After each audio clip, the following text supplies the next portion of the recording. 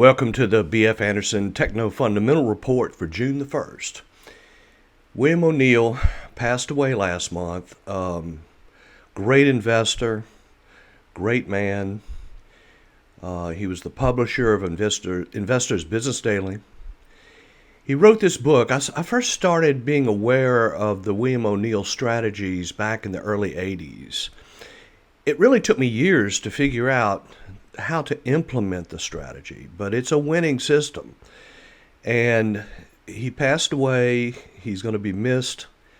This book here, How to Make Money in Stocks, the first thing I learned about William O'Neill's organization was they did a 100-year study of what makes stocks perform well.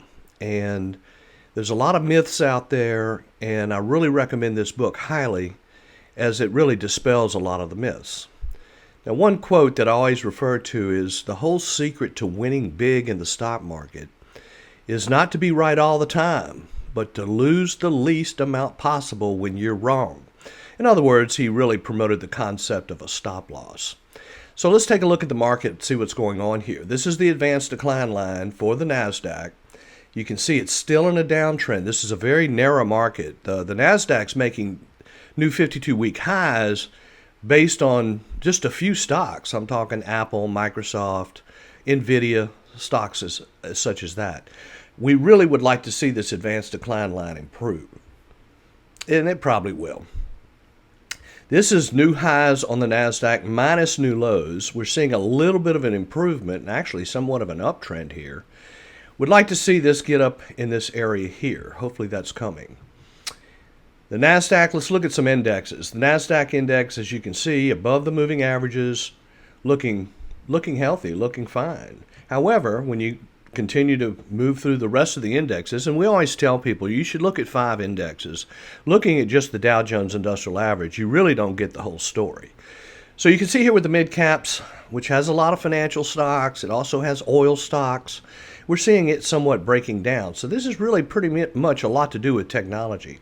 New York Composite, all the stocks on the New York Stock Exchange, same problem. You can see here downtrend, breaking down below the moving averages. So again, it's the NASDAQ. Small caps continue to look troubling.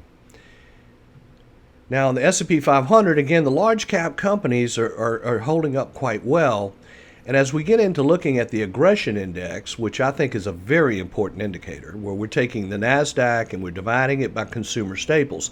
Now, we'll talk more in the video about what's going on with the defensive areas, but this is aggressive, this is defensive. So when the line is moving up, it's saying that the aggressive stocks, the growth stocks, are outperforming. So we've gone roughly 2.5 years of the growth stocks underperforming. Well, it looks like to me the low was put in December of last year. We rallied, we built a base. Now we're breaking out again, and we're really getting some quite interesting readings here. But then again, the market's narrow. But I've seen this before. This kind of happened back in the 90s with the NASDAQ and the dot-coms. Now on interest rates, we're just moving sideways here, holding up. Not really making any progress. I really would not want to see interest rates back up in this area. Now, this is the 10-year Treasury yield. Oil prices continue in a downtrend. I mean, we're now below 70. We're at 68. This downtrend could continue. So I would continue to avoid the oil stocks. They were hot for a while. Now, here are the financials. Again, below the 200-day moving average, somewhat in a downtrend. Pessimism continues to be basically record high. I mean, there's more pessimism than I've seen in a long time. So, as we look at this survey every week, we're not seeing any real positives as far as people getting optimistic, which, if you understand sentiment, and it's a contrary indicator. So when everybody's pessimistic, it's probably a good time to be thinking about being optimistic. This is the IPO Renaissance Fund. This is as growthy as it gets.